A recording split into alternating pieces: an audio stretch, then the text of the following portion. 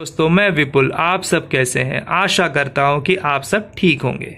और आज का हमारा टॉपिक है डिसइन्वेस्टमेंट, जिसे हिंदी में कहते हैं विनिवेश। तो इस टॉपिक पे डिस्कस करने से पहले आप सबसे मेरा एक रिक्वेस्ट है, अनुरोध है कि प्लीज़ प्लीज़ प्लीज़ मेरे चैनल को सब्सक्राइब कर दीजिए और प्लस ये वीडियो को लाइक करिए अगर आपको ये वीडियो पसंद आती है तो। साथ ही साथ अगर आपको पसंद आ ही रही है तो प्लीज़ ये शेयर भी कर दीजिए। और फ्यूचर में अगर आप ऐसे ही वीडियो देखना चाहते हैं तो प्लीज़ बाजू में जो नोटिफिकेशन बेल है उसे क्लिक कर दीजिए, जिससे कि फ्यूचर में आने वाली सारी वीडियो के नोटिफिकेशन आपको मिलती रहे। तो ठीक है, तो आइए स्टार्ट करते हैं।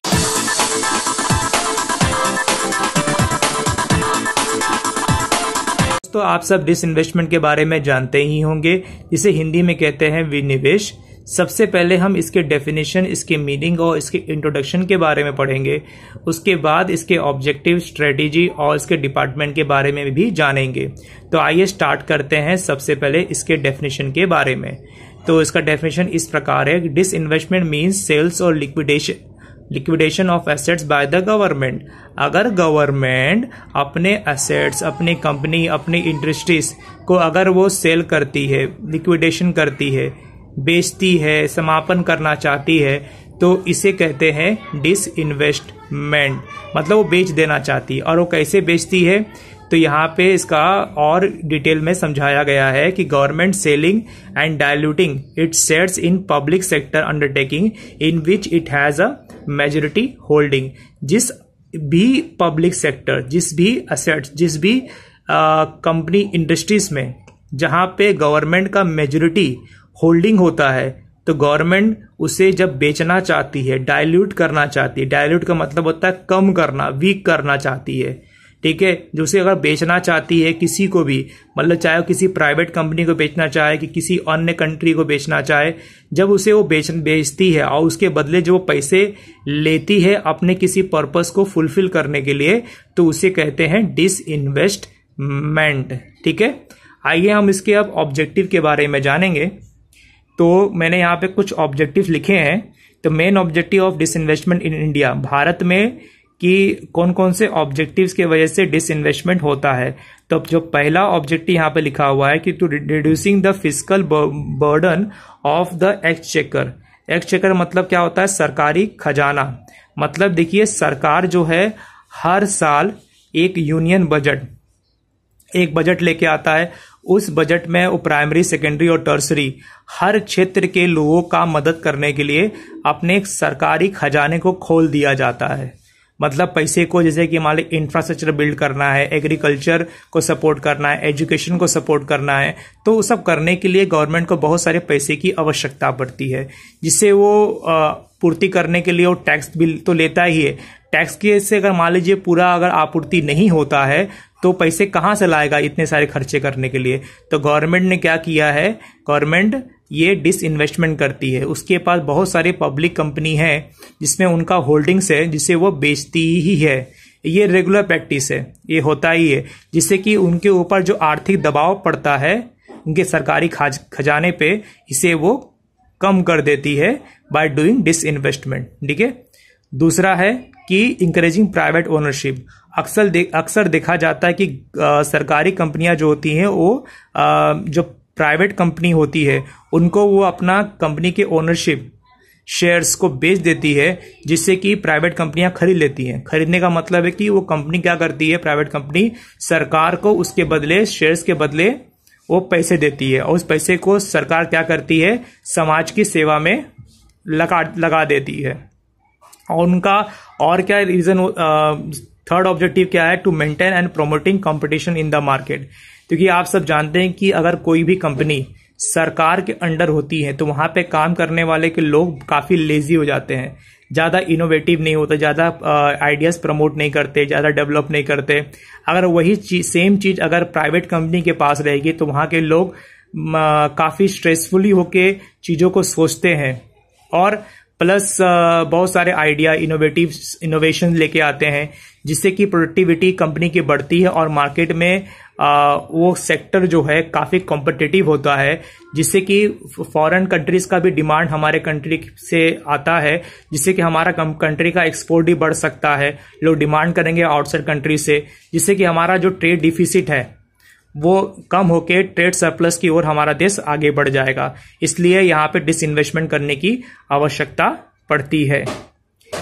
खाली ये नहीं कि खाली ये डिसइन्वेस्टमेंट जो है खाली प्राइवेट सेक्टर्स को मतलब प्रमोट करने के लिए और प्राइवेट कंपनी को अपना, पब्लिक कंपनी अपना शेयर जो है प्राइवेट कंपनी को बेच के अपने पैसे के रिक्वायरमेंट को पूरा करती है सरकार, ऐसा नहीं है। कभी कभी क्या होता है कि सरकार के पास बहुत सारे कर्जे होते हैं और कर्जे को भरने के लिए, उसको कंप्लीट करने के लिए गवर्नमेंट क्या करती है, वो अपने कंपनी का, पब्लिक कंपनी का शेयर्स और ओनरशिप को क्या करती है, वो बेच देती है, सेल करती है, डायल्यूट कर देती है। ठीक है, to allowed government to even the company to reduce debt, मतलब जो भी कर्जा देश ने लिया है, मान लीजिए कोई इंस्टीट्यूशन से लिया, मतलब IMF से लिया है, वर्ल्ड बैंक से लिया है, या किसी देश से अगर हमारे कंट्री ने कोई लोन उधार लिया है, उसको कंप्लीट करने के लिए क्या करती है, हम लोग यहाँ पे अपने कंपनी का, गवर्नमेंट कंपनी का शेयर्स बेच देती है। ठीक है, और चौथा है large shares of public sector unit in the open market allow development of strong capital market in India. अभी क्या होता है कि पब्लिक सेक्टर क्या करती है, जो गवर्नमेंट कंपनी क्या करती है, अपने जो भी कंपनियां होती हैं उससे क्या करती है, उससे शेयर मार्केट में ओपनली अनाउंस करती है कि हम अपनी इस पब्लिक कंपनी का शेयर्स को पब्लिक कंपनी का शेयर जो है वो कैपिटल मार्केट में, शेयर मार्केट में बेचना चाहती है। तो पब्लिकली ओपनली वो मतलब कि बिड करती है, अनाउंस कर देती है। तो लोग आते हैं, पैसे लगाते हैं, कहाँ लगाते हैं, उस कंपनी में, मतलब पैसे देते हैं और शेयर्स खरीदते हैं। इससे क्या होता है कि शेयर मार्केट में ज्यादा पैसे आता है, तो शेयर मार्केट भी जो होता है उस देश का, मतलब भारत का शेयर मार्केट भी काफी ज्यादा बढ़ जाता है। बता दूं कि ये जो डिसइन्वेस्टमेंट है ये 1990 के बाद से ये लगातार चला आ रहा है, क्योंकि जब 1990 में जो इकोनॉमिक रिफॉर्म हुआ था, जहां पे लिबरलाइजेशन, ग्लोबलाइजेशन, प्राइवेटाइजेशन, डिसइन्वेस्टमेंट जैसे कॉन्सेप्ट आए थे, तो वहां से अभी तक ये कंटिन्यूस होते ही जा रहा है। जैसे कि क्या लिखा है, disinvestment has become a almost regular feature of union budget under successive government to meet the revenue target. मतलब जो सरकार जो यूनियन बजट लेके आती है, हर साल जो बजट पेश किया जाता है, ठीक है, देखिए सरकार का क्या होता है, कुछ रेवेन्यू टारगेट होता है कि भैया यहाँ इतना पैसा आएगा, तो इतने पैसे को हम लोग, इतना पैसा यहाँ इसी सेक्टर में हम लोग लगाएंगे।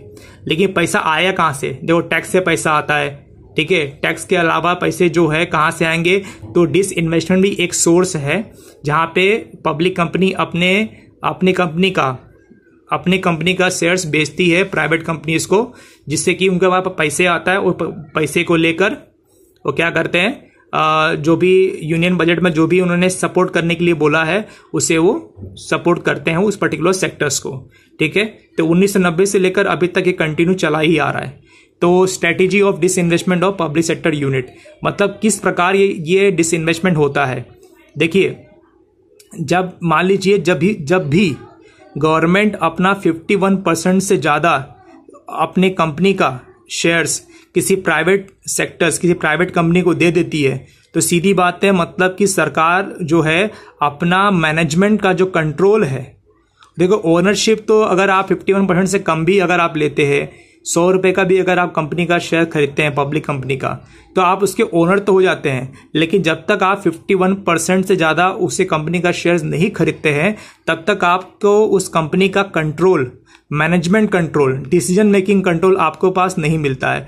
लेकिन गवर्नमेंट क्या करती है, अगर जब 51% ज्यादा स्टेक बेच देती है, इसका मतलब कि गवर्नमेंट अपना मैनेजमेंट कंट्रोल भी दे दिया करती है पब्लिक कंपनी से, तो प्राइवेट कंपनियों को, प्राइवेट इंटरप्राइज और एंटिटीज को दे देती है।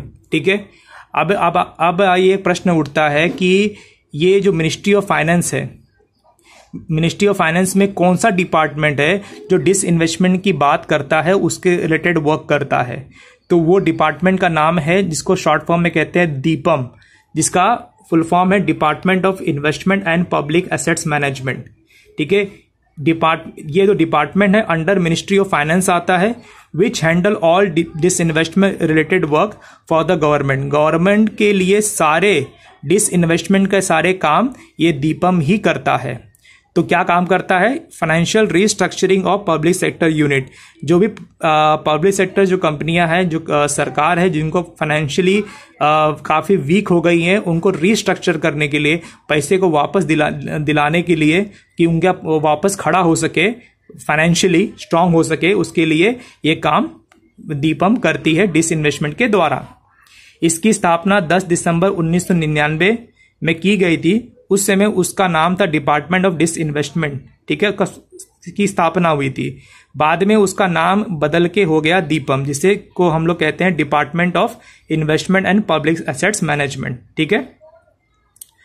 डिसइन्वेस्टमेंट का जो टारगेट होता है वो हर साल सेट करता है, ठीक है। डिसइन्वेस्टमेंट का कौन करता है? दीपम, ठीक है। लेकिन फाइनल डिसीजन कि भाई इतना डिसइन्वेस्टमेंट होना चाहिए कि नहीं होना चाहिए, वो सेंट्रल गवर्नमेंट और जो उस समय की जो मौजूदा गवर्नमेंट रहती है वो गवर्नमेंट लेती है कि हाँ, ये पब्लिक कंपनी का जो शेयर्स है, ओनरशिप है, हाँ हम लोग ये काम कर सकते हैं, इसे हम लोग बेच के उसके बदले पैसे प्राइवेट सेक्टर से लेकर वो समाज के सेवा के लिए, समाज के ये पर्टिकुलर काम को हम लोग करा सकते हैं। देखिए अक्सर क्या हुआ है कि जब से ये इकोनॉमिक रिफॉर्म आया 1990 के बाद से ये डिसइन्वेस्टमेंट होते ही जा रहा है, क्योंकि पब्लिक कंपनी इतनी इफेक्टिव नहीं रह गई है और इसलिए प्राइवेट कंपनियों का यहाँ पे आना बहुत आवश्यक है, ठीक है। इसलिए एफडीआई बहुत सारे जो प्राइवेट कंपनियां ही हो रही है, ठीक है। दोस्तों अगर आपको ये बातचीत समझ में आया तो अच्छी बात है, अगर नहीं समझ में आया तो प्लीज़ आप मैं कमेंट में जाके कोई क्वेश्चंस रहेगा, कोई डाउट रहेगा तो आप जरूर मेरे को पूछिएगा। अगर आपका कोई रिक्वायरमेंट रहेगा, कोई नोट चाहिए रहेगा, कोई कुछ चाहिए रहेगा तो जरूर पूछिएगा मेरे से, मैं आपको हेल्प जरूर करूंगा। प्लीज़ दोस्तों मेरे चैनल को सब्सक्राइब करो, वीडियो को लाइक करो and thank you for watching my videos. Bye.